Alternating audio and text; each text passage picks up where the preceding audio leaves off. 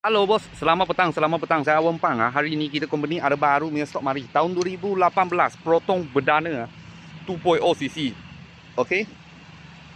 Lepas tu harga jual ya, 31,800. 31,800. Okey, cash body lah. Kalau buat loan bulanan 500 lebih. 500 lebih. Lepas tu ikat bank. Ikat kredit pun boleh lah. Tapi ini tahun 2018 mah. Boleh ikat bank 7 tahun. Okey. Ini kereta baru siap spray cat aja. Okey, enjin dalam. Semua cantik, original masih semua ada.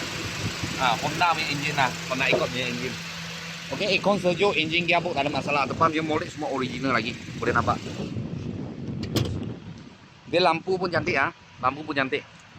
Okey, dalam dia ada beza lain sikit lah. 2.4 dalam fully leather lah. Dia tak ada, dia half leather saja. Tapi ini leather tengah ini kain lah. Mileage dia 99,000. Kat sini 99,000, pedal seat tak ada lah. Okey, electronic seat memang ada. Memang ada, parking sensor semua ada lah. Dia pakai AT gearbox lah. AT gearbox. Boleh nampak dia gearbox sini. Dia 1 2 3. Okey. Lepas tu ini touchscreen lah, ada losa. Kita belum bikin lagi sebab baru saya spray cat aja. Okey, belakang macam tu. Tahun 2018 Honda Accord.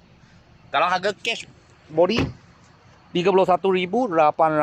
31,800. Kalau buat loan bulanan anggaran 500 lebih ikat bank lah. Tadi saya ada kira ikat bank 500 lebih. Tapi ini sisi 2.0 punya lah.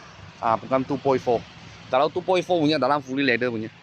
Kalau bos-bos kawan-kawan siapa tengah cari satu berdana berdana. Okey. Kita sini ada sebiji 2.0 punya. Kalau ada apa murah-murah kita saya akan video lagi. Thank you bos. Thank you.